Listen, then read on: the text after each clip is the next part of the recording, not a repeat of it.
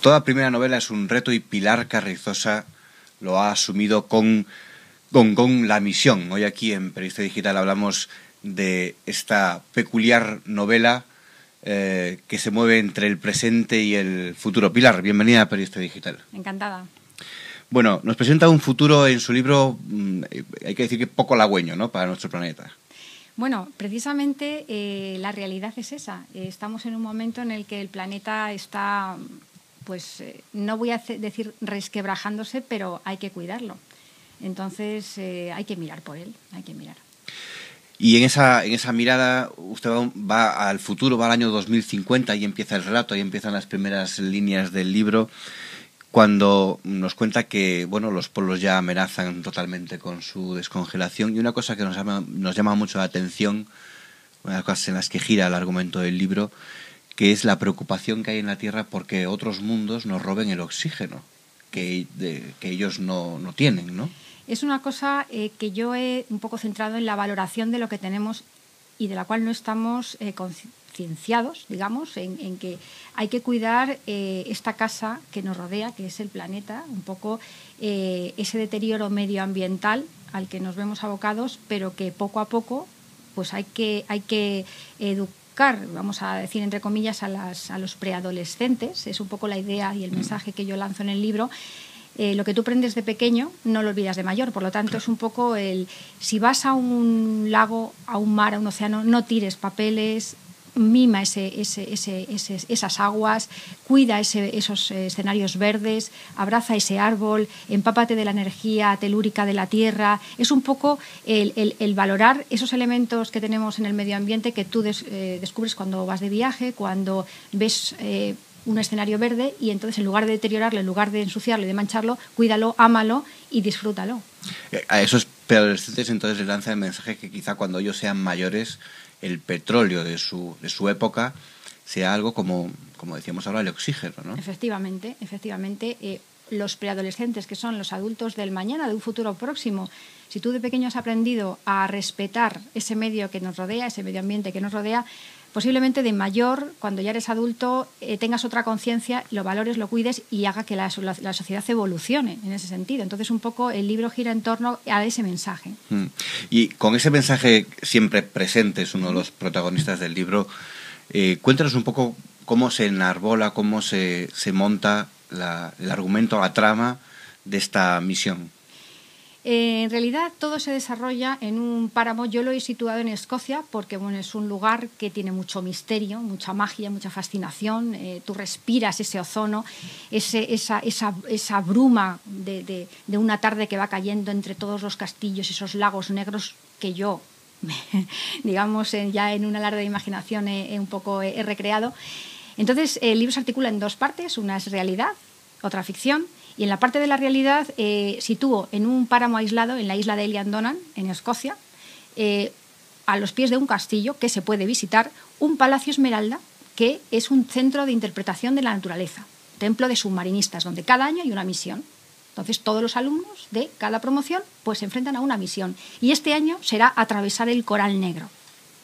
¿Qué es? Una misión. ¿Nos puede contar qué es este coral negro? Ese coral que a negro, los lectores de su libro nos trae por la calle de la amargura, porque es como un lugar extrañísimo, es como un lugar ¿no? extraño, exactamente. Hay una extraña conexión de ese coral negro que está por debajo de los lagos en una conexión con el mar. Entonces, esa misión ha estado amenazada durante muchos siglos por una extraña, digamos, la amenaza de un cambio climático. Entonces siempre está prohibido bajar al coral negro. Pero este año el profesor nuevo, hay un nuevo profesor en el Palacio Esmeralda de Verdú que dice que vamos a acabar con esta leyenda y este año va a ser la misión. Entonces, claro, en este centro se forma a los mejores buceadores del mundo. Entonces el grupo de los 10, llamado los Panteras de Poseidón, van a ser los que se enfrenten a este reto. Y allí, bueno, ahí encontrarán... Ahí están las tema, aventuras, ¿no? Marinas, va a haber seres extraños, va a haber una brecha en el tiempo a medida que uno va entrando y de repente, ¡plof!, ahí es el paso a la ficción. Y ahí es cuando ya aparecen los seres extraños, las aventuras submarinas, bueno, pues una serie de fantasía con muchos enigmas, que es lo que uno le va a transportar ya con los seres nuevos, Aurus, Angelicus, que se juntan a los protagonistas, que son Piper, Min y Charlotte, claro, que son los que forman la trama. Juega con esas dos parejas, una pareja de chavales y la pareja de los seres más imaginarios, ¿no? Exactamente, que van a enfrentarse a todas las fuerzas del mal, que es Gongón. Que da nombre a la novela. Bueno, hay que decir que su afición por el submarinismo tiene algo que ver en haber centrado la trama en esa actividad en concreto, ¿no?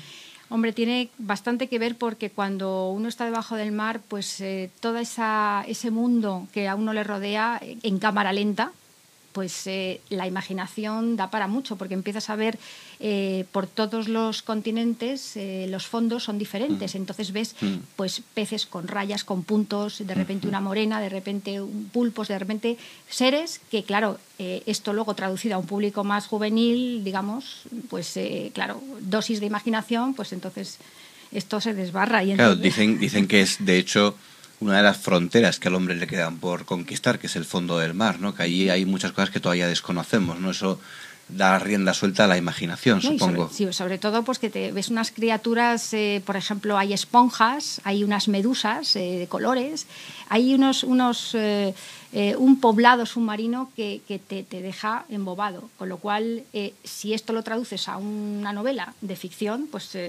con unas dosis de imaginación, imagínate, Capitán Nemo además del futuro, porque hay elementos de tecnología punta con los que juegan los protagonistas. Pero no me digas que una de esas inmersiones que hace por placer, pero también con ánimo de descubrir, fue donde se le ocurrió este libro, no, o parte de este libro, no fue bajo el agua, ¿no? No fue bajo el agua. No, lo que sí que se han recopilado son anécdotas de los diferentes viajes en los lugares que he ido, recopilados en la mente, pero luego esto nació, bueno, pues como un cuento que yo les contaba a mis sobrinos, de repente, un buen día, hace 5 años, tía, cuéntame un cuento. Y esto fue un poco la anécdota, y entonces me ves a mí improvisando, pues de los lugares donde había estado, lo que había hecho, en fin, anécdotas que se fueron acumulando en diferentes papeles que se pusieron unos a otros, formando ya una trama de un libro que había que dar forma. Y entonces 5 años después, mis sobrinos, varios niños, me ves a mí contándole cuentos a todos, y yo dije, esto me lo tengo que tomar ya en serio, darle forma, crear un libro. Y se puso a escribir. Y ya me puse a escribir. Y entonces ya pues fue un verano intensivo hasta que lo saqué adelante. Y bueno, pues nació esto. Porque también nos cuenta en el libro que, bueno, de alguna forma se trata de descubrir el modo de controlar y proteger el bien más preciado que tenemos en la Tierra, como decíamos antes, el oxígeno, pero trae terribles consecuencias. Porque el que tiene el poder de controlar o proteger ese oxígeno se enfrenta a la responsabilidad de no sucumbir a ese poder, ¿no? Cuéntenos esa parte, quizá la más trágica, la que desencadena muchos problemas, ¿no?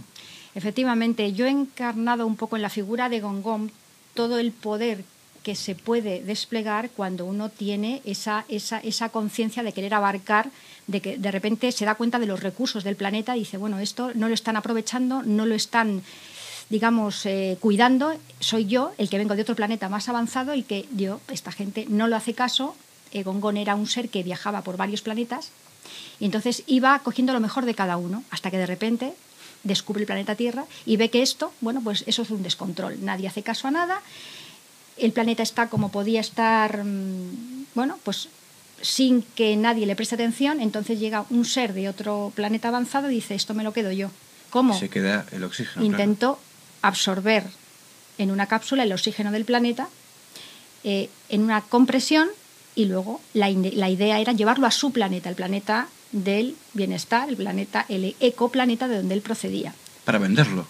Para quedárselo en su propio planeta, porque se estaban quedando sin oxígeno. Pero entonces, él luego no quería también una parte comercial de todo esto, que era poder ganar dinero con ese. No, él no quería ganar dinero, él lo que quería era robar el oxígeno de nuestro planeta para llevarlo a su planeta, porque veía que nosotros no le prestábamos atención y estábamos deteriorando estábamos acabando con nuestro propio planeta. Entonces un planeta de un ser superior se da cuenta de lo que está pasando y dice, a estos les voy yo a ahorrar el trabajo de que lo destruyan. Me lo llevo antes y lo meto en mi planeta. Ahí está esa parte. El problema es que este ser superior de este otro planeta, cuando baja, todas las encarnaciones digamos, de la avaricia, las encarnaciones humanas se impregnan en él de tal forma que luego al final, pues, el problema es que vuelve a su planeta despojado por una expulsión de la Tierra, regresa a su planeta, pero ya digamos, empapado del mal, con lo cual la verdadera misión es que los protagonistas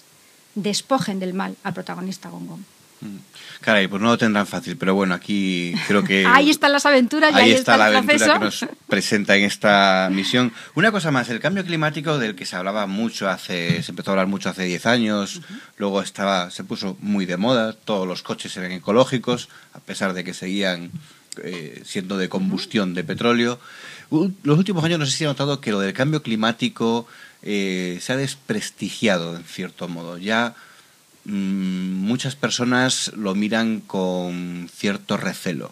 Sí, es posible, porque es verdad que hay un cambio climático, es verdad que nuestro cosmos ha mutado, lo vemos todos en los cambios de tiempo, que ya no corresponden a las estaciones. Entonces, bueno, esto es una realidad que al principio hablábamos de cambio climático con cierta ligereza. Ahora es cierto que nos estamos dando cuenta que ha cambiado. ¿Pero usted cree que la gente se lo cree? Porque le digo que da la impresión a veces de que muchas personas dicen, bueno, sí es un cuento que un día nos contaron, pero que no es cierto. No, yo creo que la gente sí se ha dado más cuenta, porque es una realidad que en los momentos en los que debería de hacer frío no hace tanto frío, y en los momentos que debería de hacer calor no hace tanto calor, y de repente se producen fenómenos de choque, que se pone a nevar cuando no tiene que nevar.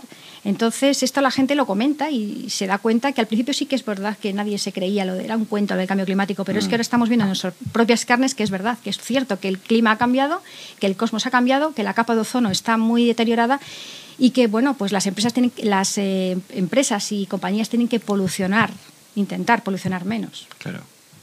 Caray, pero eso es un camino complicado, ¿eh? Sí, por eso es un poco de educación. Claro. Y empezar desde las edades Este libro, evidentemente, yo creo que cualquier persona puede disfrutar de su lectura, pero esas edades en las que usted ha pensado para ofrecerles este libro, ¿en qué edades nos estamos moviendo? Nos moveríamos en edades a partir de 12 años y en adelante, todos aquellos que les guste la aventura, los fondos marinos, los enigmas y un poco, bueno, pues la trama está un poco de como digo, Capitán Nemo del futuro, que es para pasar un buen rato y, bueno, y sobre todo tener en cuenta el mensaje, que es... vamos a cuidar el planeta, que no suena tópico, pero es que es así. Y que no venga ningún Gong-Gong a llevarnos algo que es muy valioso y que no lo habíamos pensado así antes, ¿no? España, de todas formas, quiero situar a España como un país de contrastes y que también, al igual que cada país del mundo, tiene su valor y todos formamos este planeta. Y bueno, pues no es una cosa baladí, es cierto. Y bueno, pues deberíamos de mimarlo, cuidarlo, que es nuestra casa. Sin duda. Oye, Pilar, muchísimas gracias por estar con nosotros aquí en Periodista Digital. Ha sido un placer, como siempre.